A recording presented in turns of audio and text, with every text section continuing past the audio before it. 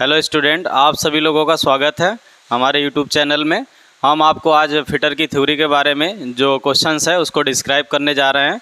आप लोग ध्यानपूर्वक बोर्ड पे अपना निगाहें बनाए रहिएगा। अब हम आपको क्वेश्चंस के बारे में बताते हैं। जैसे इसमें पहला क्वेश्चन है आपका, किस क्लास की आग लकड़ी, कागज़ या कपड़े से लगती है।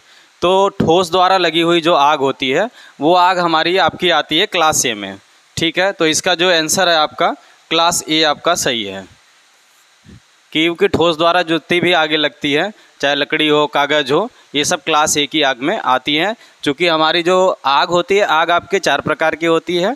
ठीक है, class A, class B, class C, class D, जो अलग अलग मेटल्स के लिए प्रयोग की जाती है। फिलहाल इस क्वेश्चन का जो हमारा आंसर है वो आपका क्लास ए है। नेक्स्ट क्वेश्चन हम देखेंगे। नेक्स्ट क्वेश्चन आपका सेकेंड है, अपशिष्ट कागज़ पृथक्करण के लिए बिन डब्बे का कलर क्या होगा। ठीक है, जो भी अपशिष्ट पदार्थ, कचरा वगैरह आपका रखा जाता है अपशिष्ट का, उसके लिए जो देखेंगे कलर कोडिंग क्या है। तो अलग अलग कचरे के लिए अलग अलग कलर कोडिंग रहती है।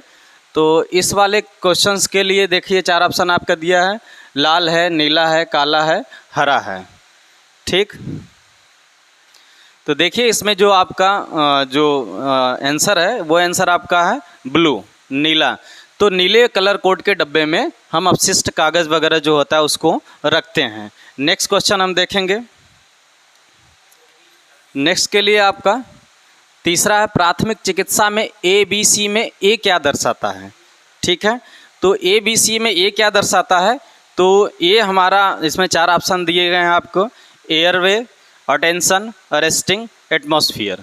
ठीक है, तो इसमें जो आपका ऑप्शन है ABC में, वो पहला ऑप्शन है आपका एयरवे।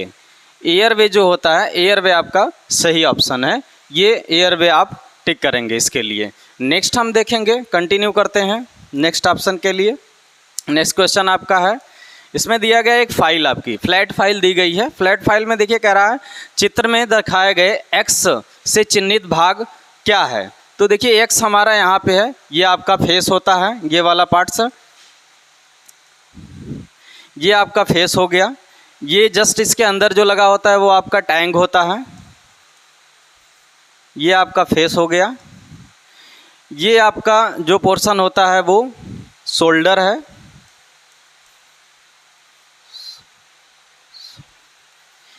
ये आपकी साइड एज होती है, ये आपका टिप होता है। ये सारे इसके पार्ट्स हैं। ये आपका फेरूल है, ये आपका हैंडल है जो लकड़ी का होता है। फेरूल जो होता है वो ब्रास मेटल्स का होता है। ठीक है, और इसमें जो हमारा ऑप्शन है वो ऑप्शन आपका सेकंड ऑप्शन है, टैंक, क्योंकि इसके बारे में पूछ रहा है। ये अंदर वाला जो भाग जा रहा है वो आपका टैंक कहलाता है। यहाँ से लेके ये पोर्शन जो आपका होता है वो टैंक है। जो टैंक होता है, अगर हम फाइल के बारे में जब जानते हैं तो फाइल का सबसे जो सॉफ्ट भाग होता है वो टैंक ही होता है। ठीक है, ये क्वेश्चन ज़्यादातर आपको आता है कि फाइल का जो सबसे सॉफ्ट भाग होता है वो टैंक होता है। बाकी सारी चीज़ें आपकी हार्डनिंग और टेम्परिंग द्वारा हार्ड किए जाते हैं। हम नेक्स्ट क्वेश्चन के बारे में देखेंगे। नेक्स्ट क्वेश्चन आपका, कोनों को जोड़ों पर सामग्री को वर्गाकार करने के लिए किस छेनी का प्रयोग किया जाता है। अगर आपका जॉइंट कोई हमने वेल्डिंग द्वारा बनाया है, उसके कॉर्नर को आप अगर जोड़ेंगे तो कॉर्नर के लिए हम जो चीज़ल यूज़ करते हैं वो आपकी चीज़ल होती है diamond point chisel. Diamond point chisel जो होती है आपकी बिल्कुल नुकीली चीज़ल होती है। इस टाइप का आपका शेप होता है। बाकी इधर जो हेड होता है आपका स्क्वायर हेड होता है, हेक्सागोनल हेड भी होता है। जब हम 3D व्यू में देखेंगे तो सारी चीज़ें दिखाई देगी हमें। तो डायमंड पॉइंट जो चीज़ल होती है वो हम करते हैं। जैसे कोई ये फ्लैट पोर्शन है आपका, आपने 2 फ्लैटें ली, एक आपकी ये है, दूसरी आपकी ये है, आपने यहाँ से वेल्डिंग ज्वाइंट किया, तो इसको 90 डिग्री मेंटेन करने के लिए हम डायमंड पॉइंट चीज़ल का प्रयोग करते हैं। नेक्स्ट क्वेश्चन हम देखेंगे। नेक्स्ट आपका कह रहा है यक्ष रूप में चिन्हित हैमर का भाग क्या नाम क्या है। देखिए हैमर के सारे पार्ट्स के नाम हम सबसे पहले आप यहाँ जान लेते हैं। ये तो हैंडल हो गया, ये आपका पिन हो गया जिसको हम बॉल पिन बोलते हैं, या इसको हम बॉल पिन कह सकते हैं। टोटल हैमर का नाम ही है बॉल पिन हैमर। ये आपका फेस हो गया, ये आपका चिक कहलाता है, ये आपका आई होल है। तो ये सारे पार्ट्स हैं इसके, ठीक है। तो इसमें जो आपका ऑप्शन है, जब ऑप्शन हम देखेंगे तो ऑप्शन आपका आएगा यहाँ पे चिक। तो यहाँ पहला दिया है फेस, दूसरा पिन, तीसरा चिक और चौथा आपका आई होल। तो इसमें जो थर्ड वाला है वो थर्ड वाला आपका सही है, चिक। जैसा कि हमने पार्ट्स डिस्क्राइब किया आपको, तो उस पार्ट्स के बारे में आपको हमने बताया है। नेक्स्ट हम क्वेश्चन देखेंगे, आगे बढ़ेंगे। नेक्स्ट 7 नंबर पे जो क्वेश्चन है कह रहा है किस फाइल की पूरी लंबाई में समांतर किनारे होते हैं। तो देखिए कौन सी फाइल ऐसी होती है जिसमें समांतर किनारे होते हैं, वो हैंड फाइल होती है। इसको हम दूसरा नाम देते हैं सेफ एज फाइल। ये जो हमारी फाइल होती है इसको हम सेफ एज फाइल भी बोलते हैं। सेफ एज फाइल, इसका नाम सेफ एज इसलिए रखा गया है कि इसके जो आपके, चूँकि हमारी जो फाइल होती है, फाइल हमारी जो नॉर्मली रेशियो होता है वो 3/2 का होता है।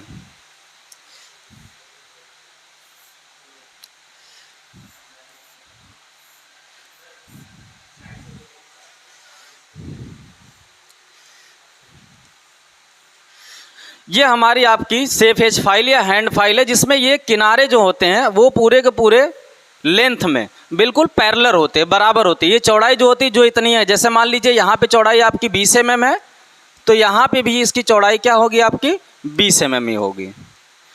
इसी को हम समांतर फाइल या हैंड फाइल या सेफ एज फाइल बोलते हैं। ज़्यादातर जो फाइलों का रेशियो होता है, जो फाइल होती है 1/3 जो होती है वो टेपर होती है, और 2/3 जो होती है वो आपकी प्लेन होती है, समांतर होती है। ठीक, मोस्टली फाइलों में हम देखते हैं, लेकिन एक ऐसी फाइल है जो हैंड फाइल, इसमें जो होता है सारी चौड़ाई में ये समांतर होती है। और इसके साइड पे जो होते हैं ये दांते, इस पे फेस पे तो दांते होंगे आपके, लेकिन साइड फेस पे इस पे दांते नहीं होते हैं।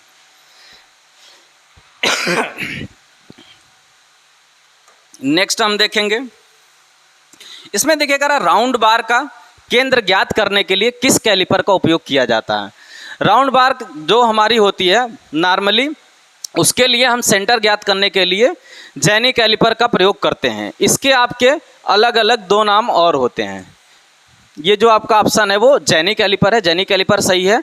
इसका जो दूसरा नाम होता है ऑडी लेग बोलते हैं हम इसको, ऑडी लेग कैलिपर या हर्मोफ्रोडाइट भी बोलते हैं।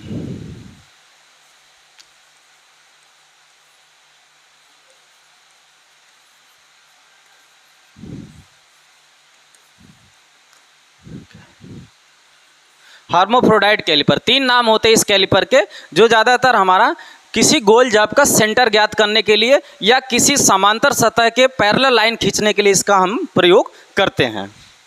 नेक्स्ट हम देखेंगे,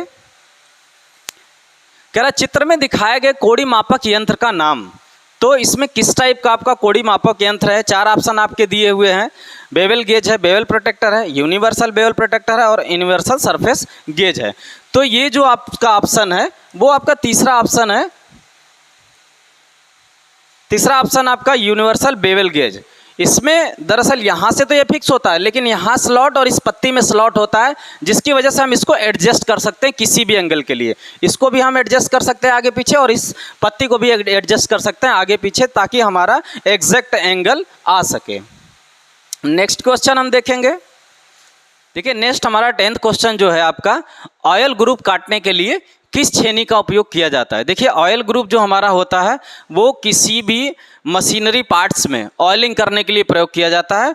तो उसके लिए जो हमारा होता है वो हाफ राउंड चीज़ल यूज़ करते हैं। हाफ राउंड छेनी, आपकी हाफ राउंड छेनी से हम किसी भी ऑयल ग्रुप को काट सकते हैं, जिसकी वजह से शाफ्ट के व बियरिंग में अंदर ऑयलिंग करने के लिए पार्ट्स को, ताकि लुब्रिकेशन का मिलता रहे, उसलिए हम प्रयोग करते हैं। नेक्स्ट क्वेश्चन हम देखेंगे।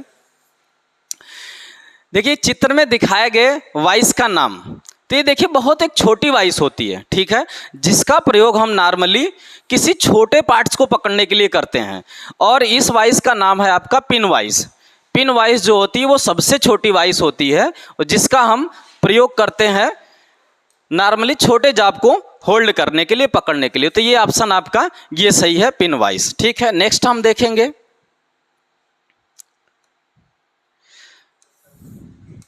नेक्स्ट आपका है संयोजन सेट, ये उसको हम कॉम्बिनेशन सेट बोलते हैं। इसमें प्रोटेक्टर हेड की परिशुद्धता एक्यूरेसी, तो प्रोटेक्टर हेड की जो एक्यूरेसी होती है, प्रोटेक्टर हेड की एक्यूरेसी इसमें 1 डिग्री दिया है, 5 डिग्री दिया है, 5 मिनट दिया और 5 सेकेंड दिया है। देखिए ये जो है आपका जो 0 सिंबल दिया है ये डिग्री कहलाता है,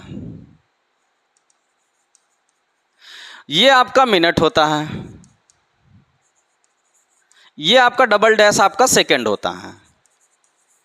ठीक, ये आपके डिग्री को हम 0 से दर्शाते हैं चूंकि एंगल में, और जब हम एंगल में बात करते हैं मिनट और सेकंड के, तो मिनट के लिए सिंगल डैश और आपका डबल डैश जो होता है वो सेकंड के लिए होता है। तो इसमें जो आपका ऑप्शन है वो पहला ऑप्शन सही है, 1 डिग्री।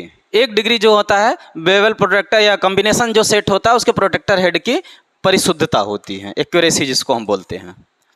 नेक्स्ट हम कह रहे हैं निशान दिखाने के लिए किस पंच का प्रयोग किया जाता है। कह रहा है which punch is use to witness marks.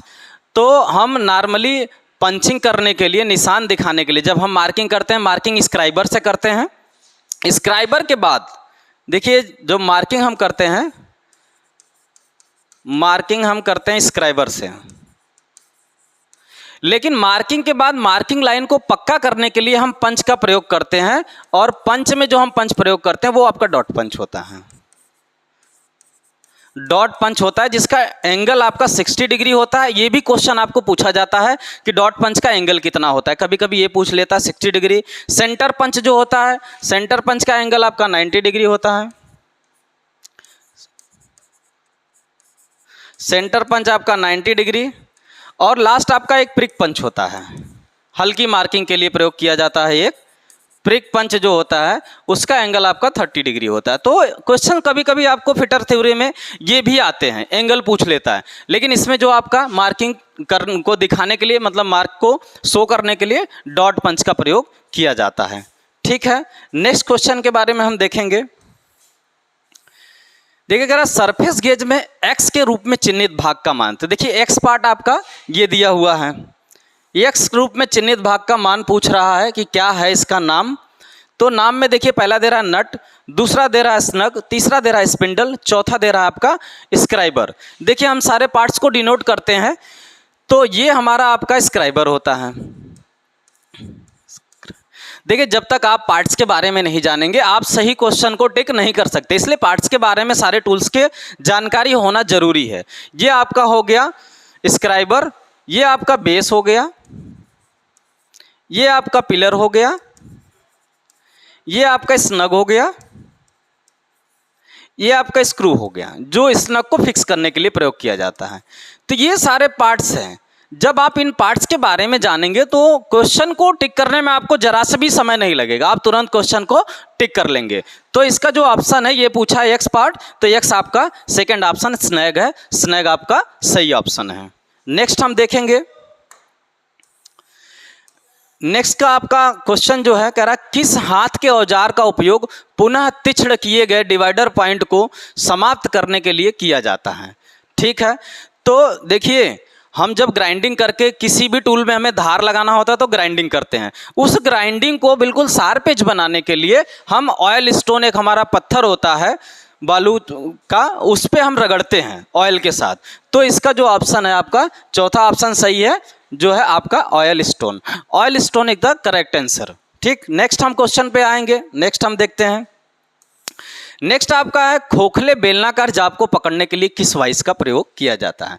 ठीक है, खोखले बेलनाकार जो जॉब होते हैं जैसे पाइप वगैरह हो गई, ठीक, और जिसका इनर डायमीटर और आउटर डायमीटर दोनों होता है, तो खोखले जॉब को पकड़ने के लिए हम बेसिकली जो रेगुलर प्रयोग करते हैं वो पाइप वाइज का प्रयोग करते हैं। जैसे पाइप पे थ्रेडिंग करना हुआ, पाइप की कटिंग करना हुआ, इंटरनल थ्रेडिंग, एक्सटर्नल थ्रेडिंग, तो उसके लिए हम पाइप वाइज का प्रयोग करते हैं जो मैनुअली ऑपरेटेड करते हैं।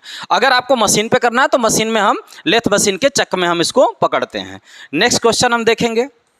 नेक्स्ट कह रहा है चिपिंग करते समय चीजल के एक्सिस और जाब की सतह के बीच का एंगल का नाम क्या है। ठीक है, तो एंगल आपके 4 दिए हैं, rack angle, point angle, clearance angle और एंगल ऑफ इंक्लिनेशन। तो ये इसका जो है आपका रैक, चूंकि नॉर्मली जो एंगल होते हैं वो जो अवकाश कोण दिए जाते हैं वो आपका क्लियरेंस एंगल होता है जिसको हम अवकाश बोलते हैं, वो आपका जॉब और छेनी के बीच का एंगल होता है। उसके जस्ट जो उसके पॉइंट का एंगल होता है उसको हम पॉइंट एंगल बोलते हैं या कटिंग एंगल बोलते हैं, और उसके जस्ट ऊपर का होता है वो रैक एंगल बोलते हैं। यहाँ पे जो आपका सही है वो एंगल ऑफ इंक्लाइनेशन, जिसको हम झुकाते हैं। जैसे मान लीजिए हमारा ये जॉब है, जॉब हमारा कोई ये है, इस पे हम छेनी प्रयोग कर रहे हैं कटिंग करने के लिए, तो इस छेनी के बीच का जो ये झुकाव एंगल है इसी को हम बोलते हैं एंगल ऑफ इंक्लिनेशन। तो ऑप्शन डी आपका ये सही आंसर है। नेक्स्ट हम आते हैं, मापते समय बेवल प्रोटेक्टर का कौन सा भाग झुकी हुई सतह से संपर्क में आता है। तो जब हम मापते हैं तो मापते हुए जो संपर्क सतह में आपका बेवल प्रोटेक्टर के पार्ट्स के बारे में आप जाने होंगे, ब्लेड है उस पर आपका सेंटर हेड होता है, स्क्वायर हेड होता है। जब उसके बारे में हम डिटेल नेक्स्ट वीडियो वगैरह जब हम सारे पार्ट्स की बनाएंगे अलग अलग सिंगल सारे टूल्स की मेजरिंग की मार्किंग की तो हम डिस्क्राइब करेंगे। इसमें फिलहाल हमारा जो है वो थर्ड ऑप्शन सही है आपका ब्लेड। तो ब्लेड जो होता है वो झुकी हुई सतह के संपर्क में होता है जिसकी वजह से एंगल हम डिफाइन कर पाते हैं। नेक्स्ट क्वेश्चन हम देखेंगे, कौन सी प्रक्रिया तत्काल जीवन रक्षक है। ऐसी कौन सी प्रक्रिया है, जैसे मान लीजिए हम वर्कशॉप में काम कर रहे हैं, अचानक से हमारा कोई एक्सीडेंट हो जाता है, तो फर्स्ट जो प्रक्रिया है सबसे पहले वो आपकी फर्स्ट एड आती है। फर्स्ट एड के अंतर्गत सबसे पहले हम जो भी एक्सीडेंटल पर्सन होता है उसको प्राथमिक उपचार देते हैं, उसके बाद हम डॉक्टर्स के पास उसको ले जाते हैं ताकि जो उसके जैसे मान लीजिए किसी का हाथ कट गया, ब्लडिंग हो रही है, तो ब्लडिंग को पहले सबसे पहले हम प्राथमिक उपचार के अंतर्गत रोक देते हैं, प्राथमिक चिकित्सा के अंतर्गत, उसके बाद हम डॉक्टर से संपर्क करते हैं और उसका ट्रीटमेंट कराते हैं। तो ये आपका राइट आंसर था, प्राथमिक चिकित्सा। नेक्स्ट क्वेश्चन है आपका, कार्यस्थल पर दुर्घटना से बचने के लिए पहला कदम क्या है। अगर मान लीजिए आपका कार्यस्थल पे आप काम कर रहे हैं किसी भी वर्कशॉप में और आपके साथ दुर्घटना होती है, तो उससे बचने के लिए जो पहला कदम होता है वो आपका ऑप्शन थर्ड है, सुरक्षा सावधानियों का पालन करना। देखिए, जब आप सुरक्षा और सावधानियां वर्कशॉप के अंतर्गत अगर आप फॉलो कर रहे हैं, पीपीई किट प्रॉपर ले रहे हैं, जैसे हैंड ग्लव्स है, सेफ्टी शूज़ वगैरह है, गोगल्स वगैरह है, ये सब जब आप पालन करेंगे तो उस एक्सीडेंट से आप बच सकते हैं। तो एक्सीडेंट से बचने के लिए जो हमारा है सबसे ज़रूरी चीज़ सुरक्षा सावधानियों का पालन करना। नेक्स्ट क्वेश्चन पे हम आते हैं, क्वेश्चन नंबर 21 है, कह रहा है कौन सी प्रक्रिया सामग्री को कार्बनिक यौगिक में तोड़ देती है जिसका उपयोग खाद के रूप में किया जाता है। तो सॉरी इसमें आपके 4 ऑप्शन दिए गए हैं, ठीक है, जिसमें पहला कह रहा है लैंडफिल्स, रिसाइकलिंग, कंपोस्टिंग और अपशिष्ट पदार्थ जलाना, ठीक है। तो इसमें जो ऑप्शन है हम देखेंगे ऑप्शन के बारे में, तो कंपोस्टिंग है। तो कंपोस्टिंग है जो अपशिष्ट पदार्थों को आपको जलाकर कार्बन के रूप में बदलते हैं। नेक्स्ट हम देखेंगे कौन सा मार्किंग मीडिया जहरीला होता है। देखिए, मार्किंग मीडिया हमारे नॉर्मली कई होते हैं और जब आप देखेंगे तो वाइट वाश जैसे आप चॉक वगैरह यूज करते हैं, बेसिकली चाक यूज होता है, पार्सनिल ब्लू होता है, कॉपर सल्फेट होता है और सेल्यूलोज लेकर होता है। ये सारे जो चीज़ें हैं वो सब आपके मार्किंग मीडिया हैं, लेकिन जो जहरीला होता है वो आपका कॉपर सल्फेट होता है। कॉपर सल्फेट एक ऐसा यौगिक है जो काफ़ी जहरीला होता है, इसलिए मार्किंग करते समय बहुत ही सावधानी से प्रयोग करना चाहिए। नेक्स्ट हम देखेंगे, हमारा नेक्स्ट क्वेश्चन जो है आपका 23 पे कह रहा है चित्र में दिखाया गया वाइस का नाम क्या है। तो सबसे पहले बात, जब हम वाइस के बारे में जानेंगे तो आराम से नाम बता सकेंगे। ये सबसे छोटी वाइस है जिसका प्रयोग हम नॉर्मली छोटे जॉब्स वगैरह को पकड़ने के लिए प्रयोग करते हैं। ये आपकी हैंड वाइस है। हैंड वाइस में ये ऑपरेटेड जो होता है वो इसी विंग नट की वजह से ऑपरेट होता है। विंग नट जिसको हम नॉर्मली थंब और ये आपकी फर्स्ट वाली जो फिंगर होती है उसकी वजह से हम इसको टाइट करते हैं और उसी वजह से लूज करते हैं। यहाँ पे एक फ्रेम लगी होती है, स्प्रिंग जिसको बोलते हैं, कि स्प्रिंग है ये, इसी स्प्रिंग की वजह से ये खुलता है। मैक्सिमम उतना ही खुलेगा जितना स्प्रिंग इसको आगे बढ़ा सकती है, ठीक। नेक्स्ट हम देखेंगे क्वेश्चन, कह रहा चित्र में दिखाए गए कटिंग चीजल पर प्रतीक गामा द्वारा कौन सा कोण दर्शाया गया है। देखिए तो इसमें 3 एंगल होते हैं आपके, अल्फा बीटा गामा। ठीक है, हम इसको तीनों एंगल को डिस्क्राइब करते हैं। इसमें आपके 4 ऑप्शन दिए गए हैं, rake angle, wedge angle, cutting angle, clearance angle. तो जो अल्फा होता है, ये अल्फा है आपका क्लीयरेंस एंगल।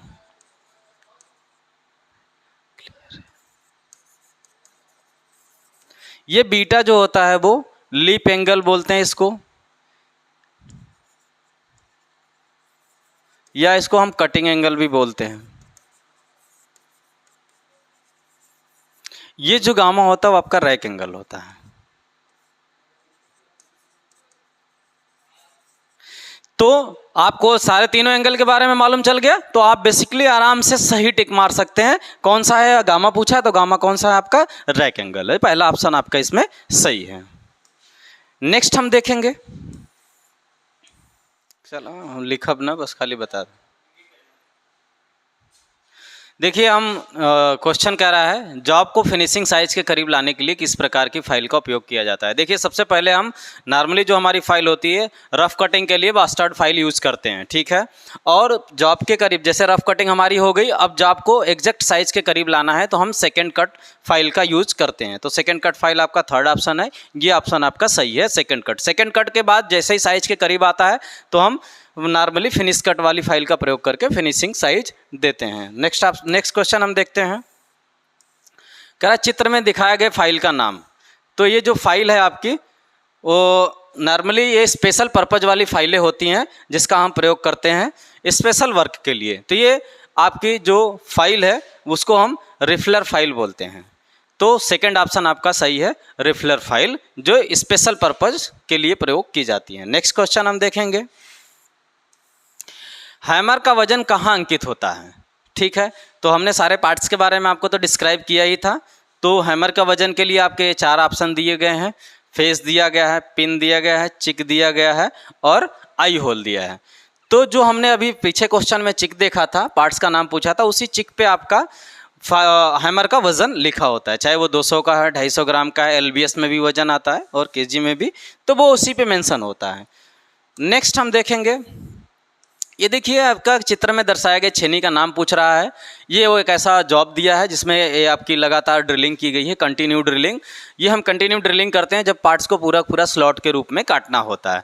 तो चूंकि ये जो होल्स होते हैं वो आपस में क्लियर नहीं होते, ये सटे हुए होते हैं, तो इसको काटने के लिए हम जो चीजल यूज करते हैं उसको हम वेब चीजल बोलते हैं। ठीक है, वेब चीजल हम बोलते हैं और वेब चीजल आपका सेकंड ऑप्शन है। ये क्या करता है, ये जुड़े हुए सतहों को काट देता है ताकि ये पूरा का पूरा स्लॉट हमारा निकल सके और बीच में गैप हो सके या जो भी स्लॉट हम काट रहे हैं वो बन सके।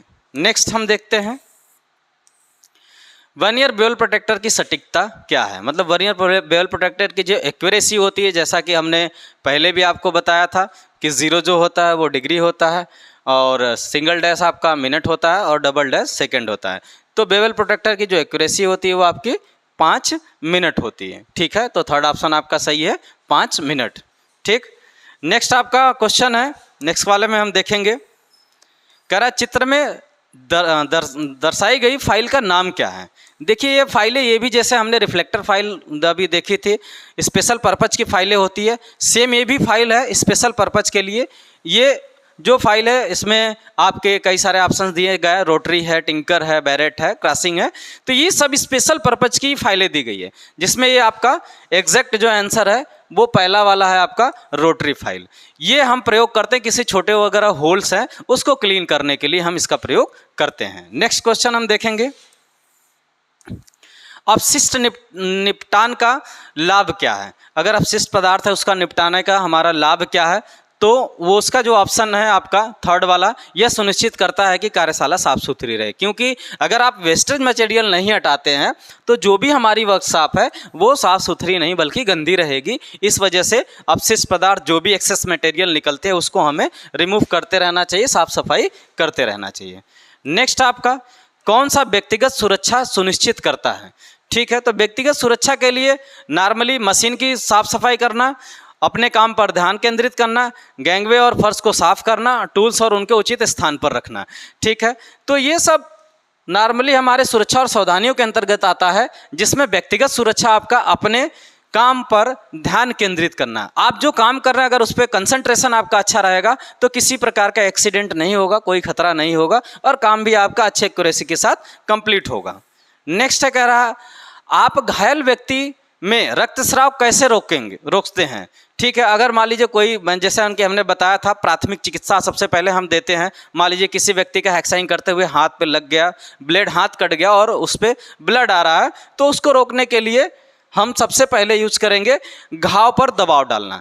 जो भी अब कट लगा उस पर हम प्रेशर अप्लाई करेंगे ताकि उस समय के लिए जो ब्लड का स्राव है या ब्लड का फ्लो है वो रुक जाए। उसके बाद हम डॉक्टर को दिखाएंगे, जो कि ये फर्स्ट एड के अंतर्गत आता है आपका। नेक्स्ट कह रहा है, किस अवधि को घायल व्यक्ति के लिए गोल्डन आवर्स कहा जाता है। ठीक है, तो कौन सा ऐसा टाइम होता है जिसको हम गोल्डन आवर कहते हैं। तो इसमें कह रहा है घटना के बाद के पहले 30 मिनट, पहले 30 मिनट, भर्ती के पहले 45 मिनट और उपचार के बाद के पहले 60 मिनट। तो देखिए, जब हमारा कोई एक्सीडेंट होता है तो गोल्डन आवर्स हमारा कहलाता है घटना के बाद के पहले 30 मिनट। जैसे घटना होने के बाद जो पहला 30 मिनट होता है वो गोल्डन आवर्स कहा जाता है। इसी में हम क्या करते हैं, जो भी आपका घायल व्यक्ति होता है इसको हम फर्स्ट एड देते हैं। इसी में हम फर्स्ट एड देते हैं, तो आपका पहला ऑप्शन सही है। नेक्स्ट, बेंच वाइज बनाने के लिए किस सामग्री का उपयोग किया जाता है। देखिए, बेंच वाइज जो हमारी होती है उसको बनाने के लिए हम बेसिकली कास्ट आयरन का प्रयोग करते हैं, क्योंकि टूल स्टील हम नहीं प्रयोग कर सकते, बहुत ज़्यादा उसका नहीं। हाई कार्बन स्टील के आपके जो कटिंग टूल्स वगैरह बनते हैं, मीडियम कार्बन स्टील के भी कुछ हमारे मेजरिंग टूल्स वगैरह, कटिंग टूल्स वगैरह या मार्किंग टूल्स वगैरह बनते हैं। तो इसका ऑप्शन आपका है कास्ट आयरन। कास्ट आयरन का ही हम बेंच वाइज बनाते हैं, जो होल्डिंग के लिए काफ़ी अच्छा होता है और वाइब्रेशंस वगैरह को वो झेलता है, इसी वजह से हम इसका प्रयोग करते हैं। नेक्स्ट है, कह रहा आकृति में दिखाए गए यक्ष से चिन्हित भाग का नाम क्या है। तो देखिए, एक हमारा डिवाइडर दिया गया है, इस डिवाइडर का जो पार्ट्स है वो यक्ष, हम इसके पार्ट्स के बारे में देखेंगे। तो ये इसकी दोनों लेग होती है, ये आपकी स्प्रिंग होती है, ये आपका एडजस्टिंग स्क्रू होता है आपका,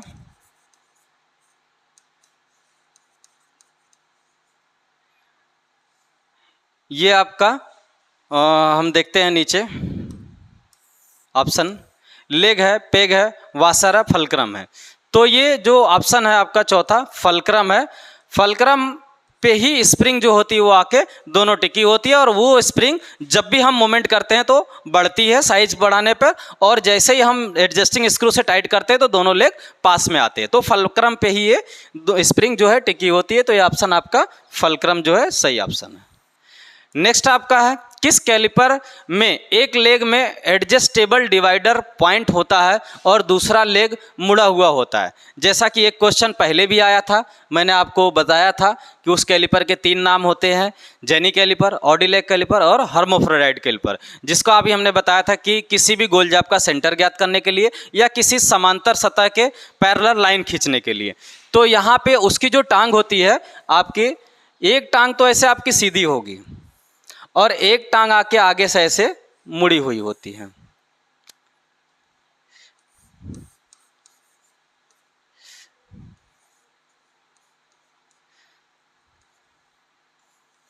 ये होती है, ये इसी को हम ऑडी लेग कैलिपर, हर्मोफ्रोडाइट कैलिपर या जेनी कैलिपर कहते हैं। तो इसमें ऑप्शन आप कौन सा सॉफ्ट स्किल है। तो सॉफ्ट स्किल के बारे में जब हम देखेंगे तो इसमें आपके ऑप्शन दिए हैं कॉपीराइटिंग, मार्केटिंग, टीम वर्क और प्लानिंग। तो जो हमारा टीम वर्क होता है वो आपका सॉफ्ट स्किल के अंतर्गत आता है, जिसमें हम सभी लोग एक टीम में इकट्ठे होकर, एक ग्रुप में इकट्ठे होकर काम करते हैं, जो कि हमारा सॉफ्ट स्किल के अंतर्गत आता है और सभी काम परफेक्ट होता है। ठीक है स्टूडेंट्स, आज की हमारी जो ये क्लास थी वो कंप्लीट हो गई आपकी फिटर थ्योरी की। ये हमारी वीडियो कंप्लीट हो गई। इसमें जो भी चीज़ें मैंने बताई, डिस्क्राइब करी, मैं आशा करता हूं कि आपको सारी चीज़ें समझ में आई। अगर किसी प्रकार का कोई डाउट होगा तो आप कमेंट बॉक्स में आके कमेंट कर सकते हैं, जिसका सॉल्यूशन मेरे द्वारा दिया जाएगा। और मैं आशा आप सभी से यही करता हूं कि इस वीडियो को आप ज़्यादा से ज़्यादा अपने फ्रेंड सर्कल में शेयर करें और इसको ज़्यादा से ज़्यादा लोग लाइक करें, सब्सक्राइब करें। और किसी भी प्रकार का डाउट हो तो आप कमेंट्स में ज़रूर पूछें, जो मेरे संज्ञान में आए, जिसका मैं निस्तारण कर सकूँ। धन्यवाद।